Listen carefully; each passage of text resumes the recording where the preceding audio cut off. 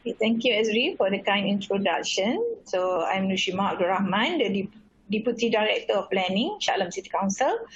And today I will discuss and share with you about Shah Alam City Council digital transformation to smart city and how we establish of land use data and mapping as part of the planning process.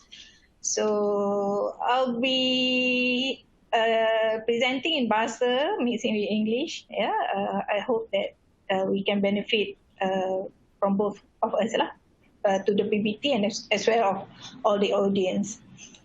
So kita akan nak bincang. This is the isi kandungan for the whole presentation that I will share today. Sejarah, pembangunan database GIS, penggunaan GIS bagi perancangan, transformasi data, masalah dan kekangan yang kami hadapi di MBSE, serta potensi GIS dalam perancangan. So, sejarah latar belakang GIS di MBSE, kita bermula dah lama, 1992.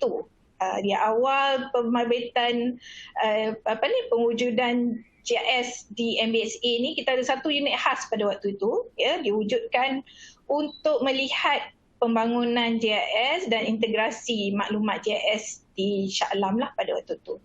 Kemudian untuk bermulanya projek GIS pada tahun 1992 tu, kita ada satu projek perintis di Seksyen 18. Seksyen 18 ni kecil saja. Di Shah Alam pada tahun 1992, kawasan kita hanya melibatkan keluasan lebih kurang 61 km square saja. Dan Seksyen 18 ni hanya sebahagian kecil daripadanya. Kemudian 1997 bila kawasan kita dah expand sampai 290 km square, kita fikirkan bahawa kita tak boleh bermula hanya setakat projek perintis. So kita buat satu kajian dan juga projek yang melibatkan pendidikan dan pengemaskinian semula peta-peta dan plan kadastre yang kami ada. So itu melibatkan keseluruhan kawasan Shah Alam lah. Masa tu kita fikirkan hanya menyediakan base map saja. Kita belum ke depan lagi. 2002 kita beruntung kita dapat komitmen daripada NALIS. Pada waktu tu NALIS ada National Land Information System. Dengan kerjasama pihak NALIS, pihak NALIS bantu kami untuk buat pemetaan bagi kawasan di Seksyen 1 hingga Seksyen 28. Cumanya yang slide seterusnya ni saya nak share apa yang kita hadapi dalam masa transformasi kami tu daripada tahun 90 awal 90-an sampai ke 2002. Apa yang kita hadapi? Kita ada satu unit khas. Mulanya fikir kecil aja unit tu, ada mungkin 5 orang kaki tangan, seorang pegawai dan 4 orang lagi pembantu. Tapi yang pakar seorang aja, yang lain cuma membantu menyediakan plan. Masa tu kepakaran sangat terhad di majlis. Kemudian bila kita buat projek perintis di Seksyen 18, kita buat database untuk kawasan pembangunan tersebut. Tempoh diberi untuk menyiapkan database tu 6 bulan, tapi disebabkan oleh maklumat dan data dalam bentuk hard copy lagi, nak mendapatkan maklumat adalah satu masalah yang besar. So tempoh 6 bulan drag sampai setahun. Dan bila tahun 97, daripada 92 tu bayangkan sampai 97 kita tak ada solution sebab kita tak ada kepakaran, kita tak ada ilmu, kita tak ada pegawai yang very in hand dalam JS. Projek tu agak terhentilah. Ada data tapi tidak digunakan dengan sebaiknya. Kemudian 1997 kita fikirkan kita perlu ada base map dulu. Tapi isunya masa tu pun sama, kita lantik konsultan untuk sediakan satu base map sebab our data pada waktu tu semua dalam bentuk hard copy. So the consultant kena scan balik, kena digitize all the plans, dan akhirnya consultant yang buatkan data kita menyediakan data dalam 300 lebih layer. masa yang panjang diperlukan untuk dikemas kini. Data tu bentuk grafik saja, tak ada info pun dalam tu. Data sebab base map tu didigitize dan dimasukkan, tak ada information. Kurang komunikasi antara penyelia dengan perunding. So masalah banyak kita hadapi. Kita ada data, kita spend a lot, 300k pada waktu tu. 97 300k is quite expensive lah pada kami. Kemudian 1999 kita lantik lagi consultant buat another base map because of our base map tu terlalu banyak layer, kita nak integrate balik, kita ada masalah. So kita lantik another consultant pada waktu tu dengan kos 130,000 untuk menyediakan plan kadastre dan autofoto bagi Shah Alam. Pada waktu tu penggunaan Google Google Map tu tak terlalu meluas lagi. So kita ada autofoto. Satu Shah Alam, banggalah juga pada waktu tu. Dan kemudian bantuan NALIS pada tahun 2002, 23 lapisan data telah dicerap menggunakan teknologi GPS pada waktu tu. Kita nak pastikan yang data kita betul-betul selari dengan apa yang ada di tapak. Masalah sebab kita tak ada digital map pada waktu tu. Semuanya di-scan balik semula bergantung kepada konsultan untuk pastikan dia betul-betul ikut koordinat lah.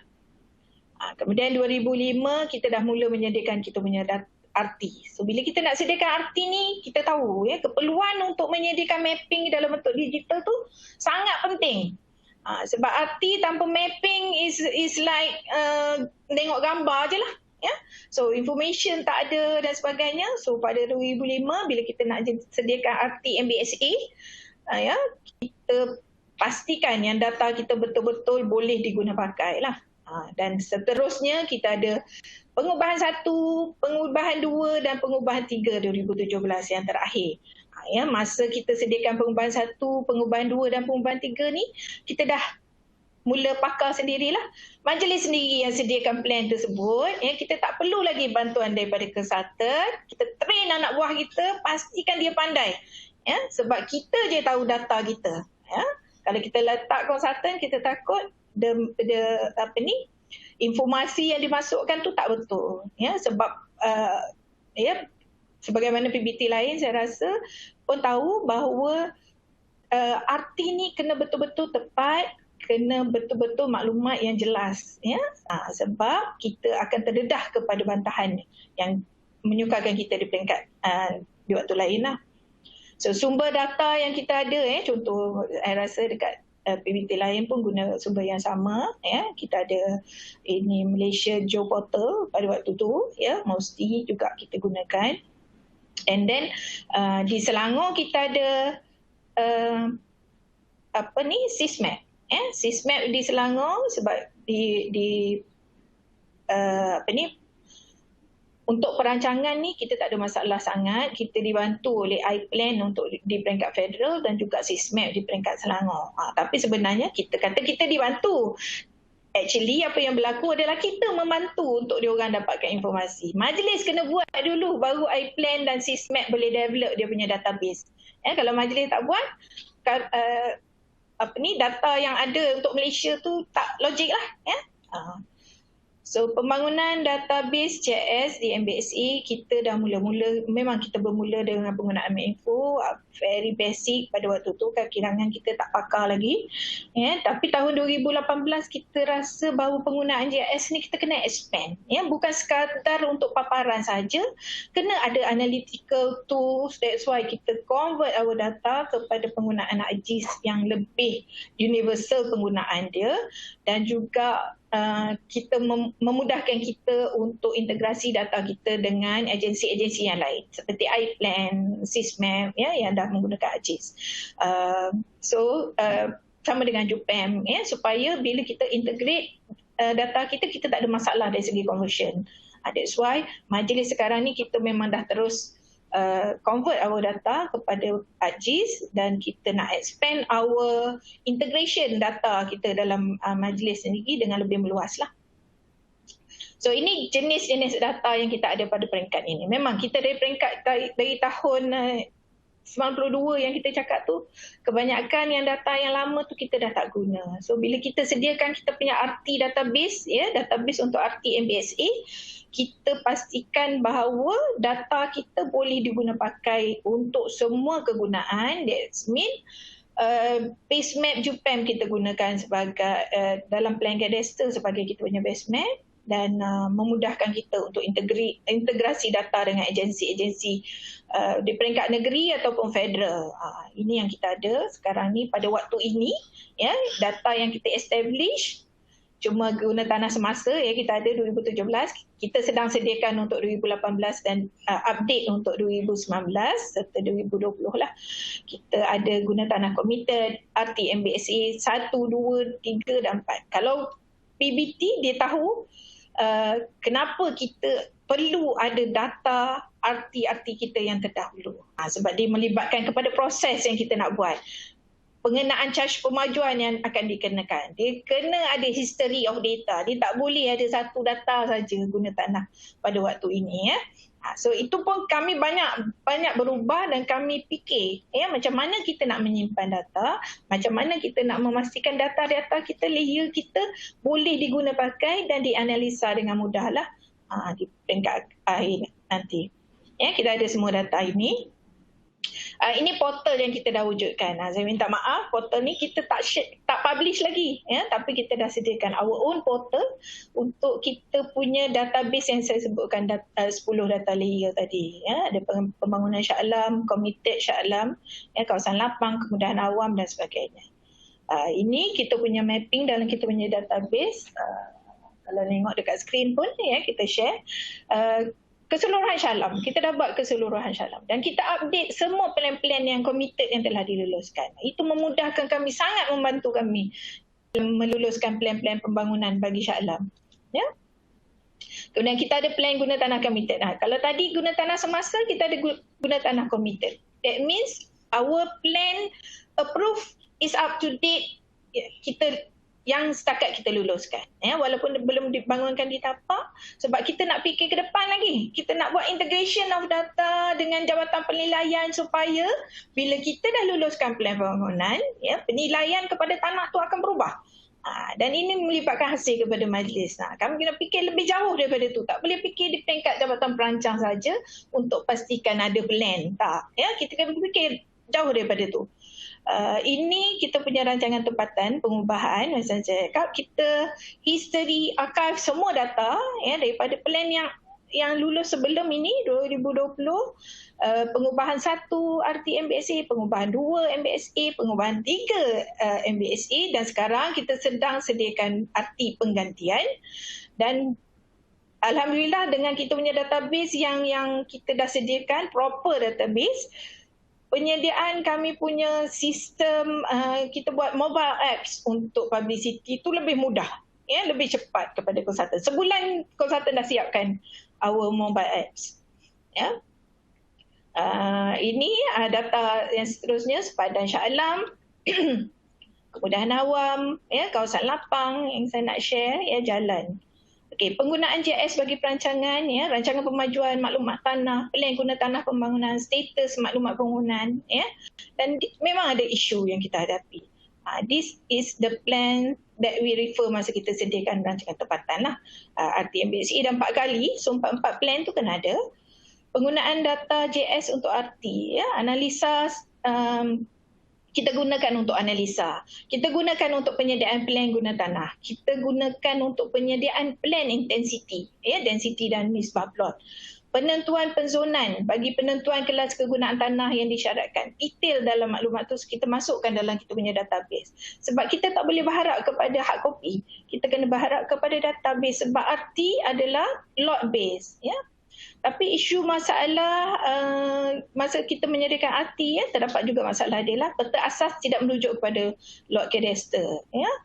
Sebab masalah conversion of data. Berlaku pertindihan lot spatial, ya, sebab data di Malaysia ni dia sentiasa berubah, updated, dan dia ada sedikit perbezaan dari segi apabila kita convert lah. maklumat GIS yang tidak komprehensif. Nak masukkan data, bagi Shah Alam ni sangat detail, dan banyak log yang terlibat, data attribute tidak lengkap, data tidak mematuhi manual JS yang sepatutnya, kesilapan dalam kemasukan data. Biasa, human error memang berlaku kat kita. Kita ada kajian-kajian perancangan yang kita buat, semua kita menggunakan JS sebagai base map kita untuk kita sediakan kajian tersebut. Banyak dah kajian yang kita buat. Kita ada inventory detail, semua inventory ni dulu hard copy je. So kita masukkan inventory ni dalam kita punya database, senang kita nak track balik. Penggunaan JS pada waktu ini, kita jadikan rujukan dalam mempertimbangkan kelulusan di jawatankuasa OEC. Juga kita gunakan untuk plan guna tanah pembangunan. Ini plan lulus dan juga plan dalam zoning yang kita masukkan dalam RT MPSA, plan pembangunan untuk satu-satu kawasan pembangunan. Transformasi data, kita fikirkan the process tu kita kena proper. So kita ada sistem yang kita ISO kan. Macam mana konsultan nak kemukakan data kat kita, kita buat semakkan terlebih dahulu sebelum kita terima data. Sebab MBSA kita terima, kita syaratkan plan kena dikemukakan dalam bentuk digital. Kita semak dulu baru kita terima. Kalau tidak, kita tak bagi DKM. This is what we do lah. Dia kena kemukakan kepada kita, kita semak dulu, kita ada borang semakkan digital kita, baru kita terima dan masukkan dalam data. So untuk makluman, Shah Alam kita ada 153,000 lot, ada 268,000 pegangan berkadar, ada 10 kaki tangan je yang nak update semua data tersebut. So memang masalah pada kita. This is the organisasi ataupun pegawai yang terlibat dalam proses. Kita bahagikan kepada 5 blok perancangan. Setiap blok perancangan ada pegawai yang in charge. Setiap blok perancangan 2 orang pegawai yang in charge kena update dan juga masukkan data dalam sistem. So langkah pengemaskinian maklumat yang kita dah buat, penyediaan data, kita convert our data yang asalnya dulu daripada Medinfo kepada AJIS, kita kemaskini dalam kita punya sistem dan kita upload ataupun kita publish dalam portal iMapsa kita. So potensi kita boleh nampak banyak potensi sebenarnya bagi sistem penyediaan JS di PBT ni. Dia adalah sumber untuk proses buat keputusan. Saya rasa semua orang tahu ni. Perancangan rupa bentuk bandar, kalau kita ada data dalam bentuk digital, senang sangat kita nak sediakan apa-apa kajian, apa-apa perancangan juga. Pengurusan bandar, nak maintain the kawasan pembuangan sampah contohnya, untuk kita pastikan bahawa kita boleh kawal. Penyelenggaraan infrastruktur dan utility. Kita ada satu sistem yang kita panggil AMS, Asset Management System, yang base map dia adalah menggunakan JS juga. Pengurusan hasil, nak pastikan bahawa hasil kita meningkat. Saya cakap tadi, cukai kita kenakan berdasarkan pada zoning yang kita tetapkan. Satu inventory yang menyeluruh, sumber kepada data dan maklumat, jadi satu pemantauan bagi kawalan untuk bandar, rekod kepada kelulusan pembangunan. Senang nak cari, semuanya dalam bentuk digital.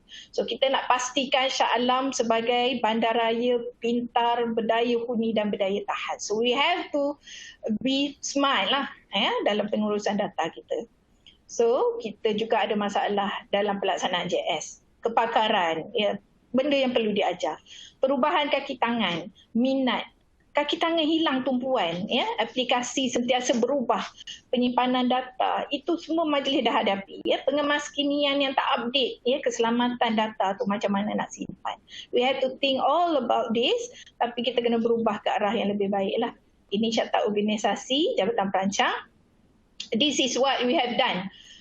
Saya nak share kat sini gambar-gambar kami buat latihan, beria ni. Sampai baring-baring kat lantai-lantai untuk pastikan semua orang betul. Latihan yang berterusan kepada kaki tangan juga perlu. Isu dan masalah dalam maklumat perancangan juga berlaku memang betul.